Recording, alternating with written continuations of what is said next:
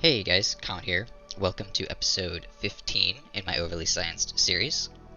In the last episode, I went over this arbor tree farm slash ethanol distiller and calculated out all of the different ratios everything needed to be built in. And I also said that I would be blocking up the whole map, and I haven't quite gotten enough plastic to do that, but there's a significant portion of it that is blocked up. And there's been a lot of terraforming, but nothing too drastic. So first thing you'll probably notice is across the top up here, I've dug out and cleared the ocean that was over here, and I put it in this tank down here. I'm starting to eat away at this ocean, and then I'll go ahead and clear out all these blocks up here. I've put in this plastic producing facility here.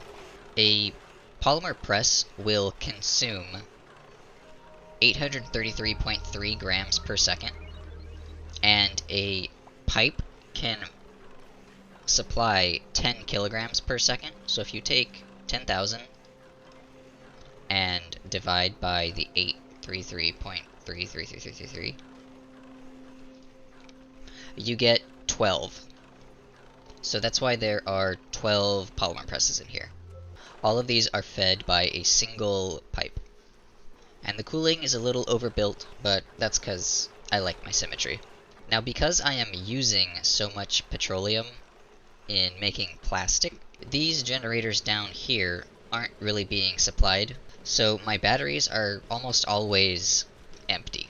So I've redone a little bit of the oil biome down here to make things slightly more efficient. I've thrown in another refinery, and I am slowly trying to vacuum out this whole area down here so that I can start breaking into this magma. But that will be for a later episode. The plan down here would be to, once it's a vacuum, put in a floor like I have here across the bottom, but the magma's in the way, so I'd have to drain some of the magma out. But once I have that floor, I wouldn't need all of these little compartments on all of the oil wells. I could just have them dump onto the ground, and then have a single, well, it wouldn't be a single, because there's 1, 2, 3, 4, 5, 6, 7, 8, 9, there's 11 oil wells on this map. Each oil well produces a third of a pipe of crude oil, so I would need 4 pumps, just on the bottom here somewhere, and that would simplify things. But with all of that, I'm still not getting enough petroleum to these generators, and that is because the refinery, it only outputs 5 kilograms of petroleum for every 10 kilograms of crude oil you put into it. So you essentially lose half of the mass in this process, which is terribly inefficient for this game. It's actually pretty good for real life, but it's terrible efficiency in the game. So we can avoid an oil refinery entirely by using a petroleum boiler. If we look at crude oil here, when it is heated up to 400 degrees Celsius, it will turn into petroleum at a direct 1-to-1 ratio. And the most common way to do this is using a volcano and a counterflow heat exchange. Unfortunately, all of my volcanoes are submerged in magma, so what I'm going to do instead, and this is the way I prefer to do it even if I did have a volcano, using an aqua tuner made from thermium, because thermium is really the only thing that can get up hot enough. Using an aqua tuner and a staircase counterflow heat exchange, you can convert crude oil into petroleum at a 1-to-1 ratio without any loss. Essentially what a counterflow heat exchange does, you have an area of high temperature and an area of low temperature. You have one type of mass or matter moving through it from the hot section to the cold section, and then you have something moving from the cold section to the hot section.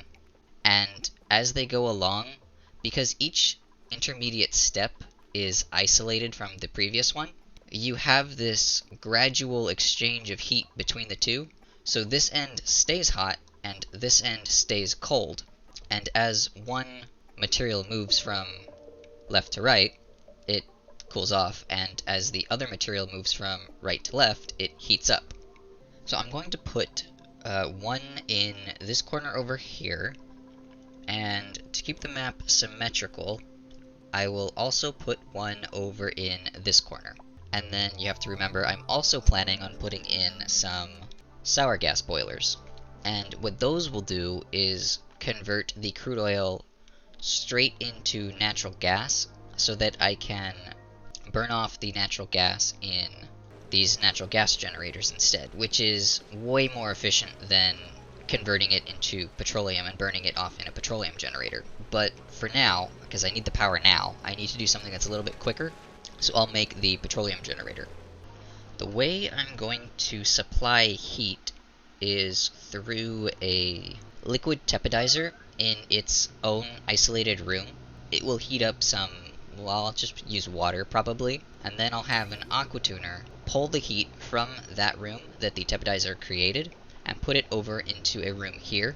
Crude oil will come down a staircase over here, and as it comes down, it will be heated up by the outgoing petroleum, and the petroleum, as it leaves, it will be cooled off by the incoming crude oil. But the staircase is important because it isolates each step in the heat exchange. So I've got to get rid of a lot of this plastic here, but that shouldn't take my dupes very long. And there isn't an exact height that this needs to be. Theoretically, an infinitely long heat exchange would be perfectly efficient, but we don't have an infinite amount of space. Each subsequent stair step becomes less and less efficient. It has less of an impact on the entire thing. There's diminishing returns for each step you add. So I will put the tepidizer in here. There needs to be a pump made of thermium because it's going to be sitting in the really hot petroleum. And then the aqua tuner will go here. Actually, I may want to move the whole thing up to this level here. That way I have room to walk underneath it. Now, even though this is going to be semi-temporary, I don't want to skimp on any of the resources I'm using. So I'm going to go ahead and use copper shift plates here, and copper shift plates in here as well. I'm going to trace out the path that the radiant pipe is going to take, and this will be the outgoing petroleum. I noticed I didn't have enough aluminum to finish off the stair step, so I put in this refinery right here, and I'm going to use this giant pool of water as a heat sink, kind of like what I was doing down here in the bottom. And if you're on a map that doesn't have much aluminum, this doesn't have to be aluminum. It could be copper or gold. That'll be sufficient. So I'm going to continue this staircase up here. I think I'll go up to this ladder here. Now the sour gas boiler is quite tall, so I don't know if it'll actually fit in that area, but it's very narrow, so it'll probably fit in here, and then I can go all the way up. I'm just trying to plan ahead so I don't have to move so much stuff around. The ceiling is going to be here, because I need at least 3 tiles in this room here. Let me go over some of the automation involved in here. There's 2 conditions for this pump to operate. First of all, it needs to be in a certain amount of liquid, and second of all, that liquid has to be above a certain temperature. So we can put in an AND gate right here. The hydrosensor will connect into the first part of the AND gate, and the thermosensor will connect into the second part of the AND gate. The output of the AND gate will then connect into the input of the liquid pump. So the thermosensor will let us know if the liquid in here is crude oil or petroleum. If it is above, let's leave room for margin, so if it's above 420 degrees, that means this liquid has to be petroleum. Now we don't want to pump out all of the petroleum if for some reason the inflow of crude oil has stopped, so we need a way to detect if the petroleum down here gets too low. Because if that happens, starting it back up is a pain. So this will only function if it is above 500 kilograms. That should be good. Actually, I think petroleum stacks to 900, so we'll do 800. I can change this later if I find something else to be better. Now the aqua tuner needs to run if the petroleum down here is too cold. So we can connect in like that. And this will work if it is ever below 410. Now the plumbing for the aqua tuner is pretty simple. We need some radiant pipe here, and then some insulated piping everywhere else.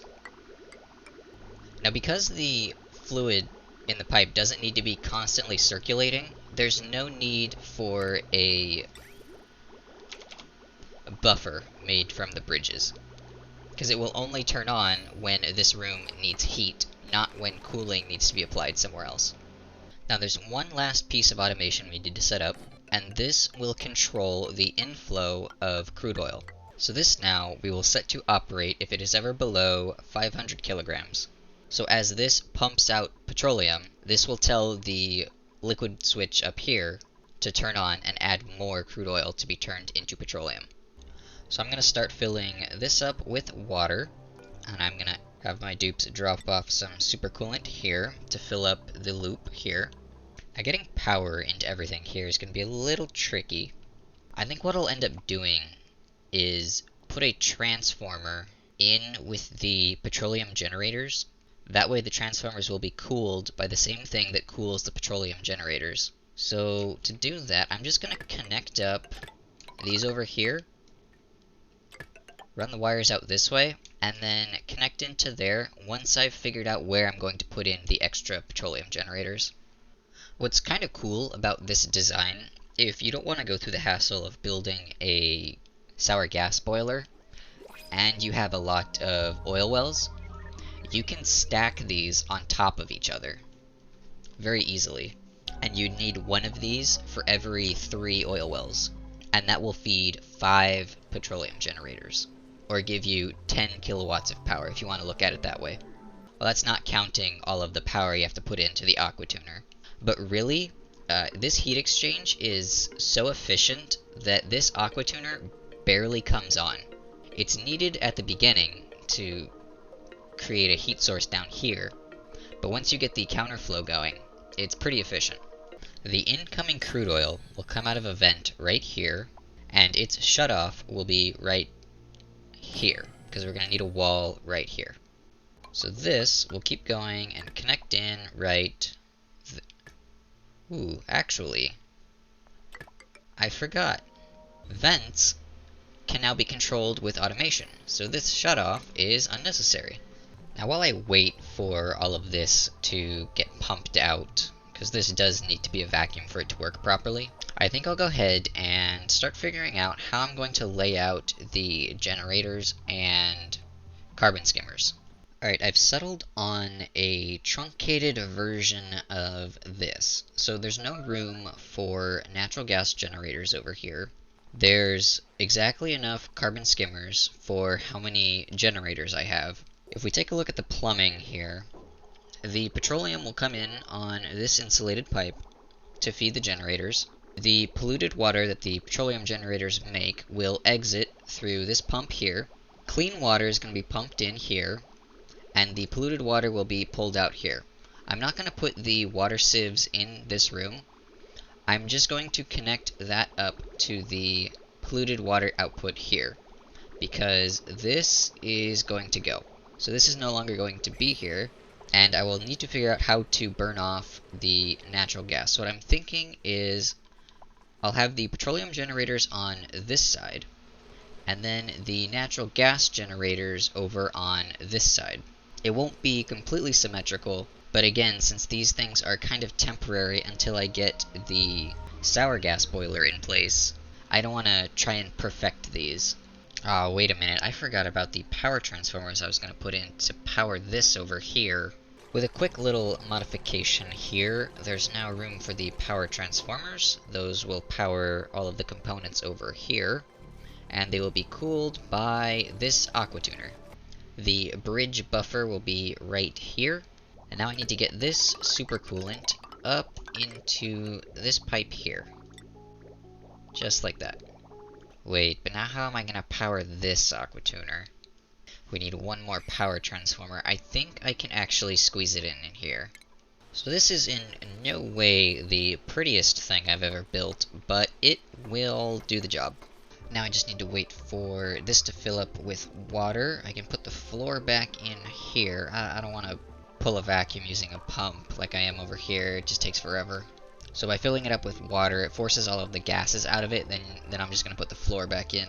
Over here, though, I can connect this up That should turn the tepodizer on. The tepodizer will heat up this water. That way this aqua tuner has some heat to move from here over into here. And you can technically run this with a little bit of gas in here, as long as it's really tiny amounts. I don't think I'm that desperate yet though. Still have no power available. These aqua tuners aren't even powered. I think we can pull from this line of crude oil right here. I'm gonna go up and actually go over one and then up, because the wall is going to be right here. Put in a bridge and then connect that final piece up there. Before I completely drain this supercoolant here, I want to test that this aqua tuner can function. Alright, it's circulating and it's not jerking. So let me do that before it overheats. Now I can get rid of this and connect up the oil. Now we'll see if this works. So we need the oil to come in. I need the aqua tuner to run. And once this hydrosensor is satisfied with how much liquid is in here, it will go ahead and shut off this incoming crude oil. Alright, this has been satisfied with how much oil is in here, so it's gone ahead and closed this liquid vent. Now all we need is for this aqua tuner to turn back on and heat up this room, but there's still no power. Ah, I see. So this polluted water line here is too backed up, so these carbon skimmers can't function. So it's overpressurized this vent, which means these gas generators are no longer producing any power. I don't know if I can fit a second polluted water line. Okay, here we go. I've got two lines of polluted water set up here now. Half of it will go into the reed fiber, and then the other half will go priority into the trees up here when this is insufficient, and the rest of it will go across here through a very convoluted path down over to these water sieves. So the natural gas generators are working again, which means we have a little bit more power, enough to turn this aqua tuner back on. Let's see how this aqua tuner is doing. Okay, it's got this room nice and cold now. It's okay that this is open to the atmosphere over here. If anything, I should probably leave it open, because the map is pretty toasty. You can see this over here has kind of kept this area cool. Same with this one. And this aqua tuner's got this room halfway there. It needs to get up to 400 degrees. Right now it's at 200. I think I may actually leave this building here and then replace these just with more natural gas generators and see if I can get rid of some of this natural gas over here. This has pulled a vacuum now, so I'm going to seal that up and then get rid of all of this stuff in here. Oh, this is so close to flashing. It has to get to 403, even though it says it converts at 400 or 399. Ooh, there we go. There's some petroleum. So this is set to 420. This doesn't have enough here, so let's change this to 700. That should start the counterflow once it gets up to temperature. Actually, this one needs to be above the 420, otherwise it will never reach it. So let's go 430. Actually, if I remember correctly, on my old map, what I did, I kept the petroleum as hot as possible before it will flash into sour gas. So 530 is this one's temperature. And then this one we can set to 450. That way there's some room to play in case something goes wrong. Alright, so it's about to trigger this thermosensor here. There we go, the pump turned on. The petroleum is counterflowing, so you'll see it's starting to turn the crude oil in these tiles into petroleum. So this is now starting to drain, so it will turn this back on once it gets low enough.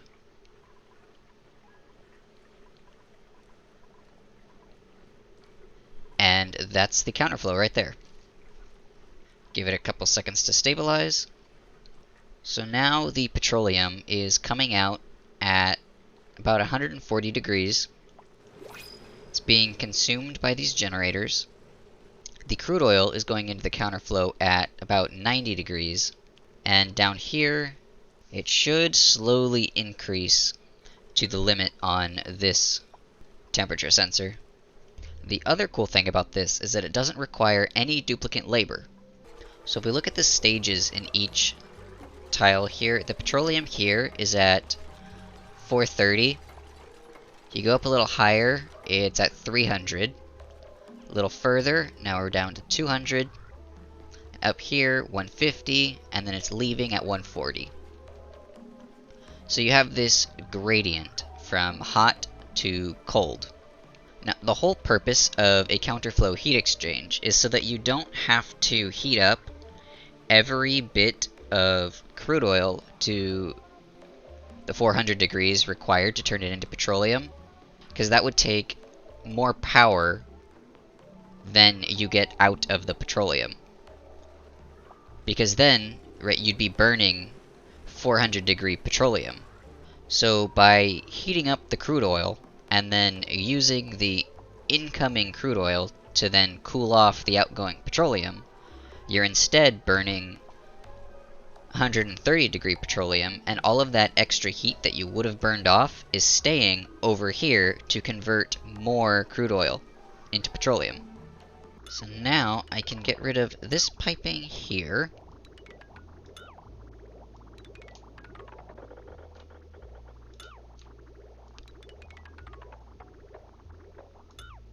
And this oil refinery is no longer needed. It's been replaced by a petroleum boiler. I'll let the carbon dioxide push out all of the other gases in here before I seal that up. Now back to over here.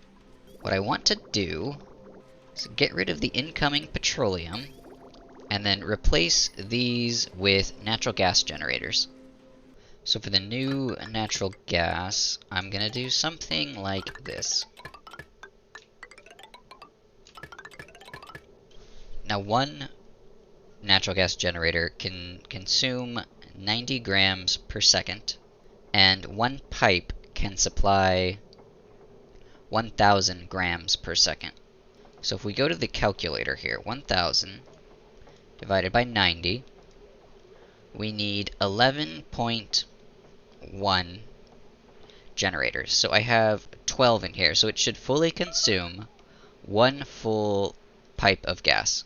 And then for the CO2 output, I'm just going to connect it back up to that one vent right here. So all of these are working now. The only thing left to do is connect this pump up to an output. So it looks like this line right here is pretty free. So I can do something like this. And this junction is a mess. I don't really want to redo that. All I know is that if I connect in right there, it will get rid of the polluted water. Alright, we are now fully charged. I need to wait and see if it's because the solar panels are at max right now, or if it will actually hold us through the night. This, I think, I will put on a straight shot up to right here, instead of going through the center. I think that'll clean up some of the piping. So I think for consolidation purposes, what I'm going to do is bridge up here, deconstruct this, and try and make some of this plumbing a little bit cleaner. So I'm going to run this first water pipe here, and that will go over to feed these carbon skimmers. And then this second water pipe here will be what feeds all of the oil wells down here. The polluted water pipe will go here, And then I can get rid of this second one here because I moved it to over here. Then I can remove all of this and then get these connected in. And now I gotta clean up the mess I made here. And then do a big sweep of everything I might have missed. And if we notice here, the solar panels are off and we have full power. This is fantastic. That means I can go ahead and connect all of their toys back up, because I had to turn these off because it was drawing too much power. Then I'll do the same thing over here. So in between episodes, I added these beach chairs right below a sun lamp. I moved the jukebox and arcade cabinet into the same room.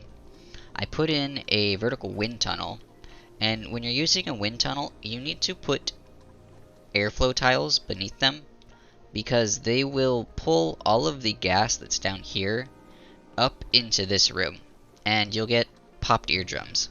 So by putting airflow tiles here, you allow the gas to come back down.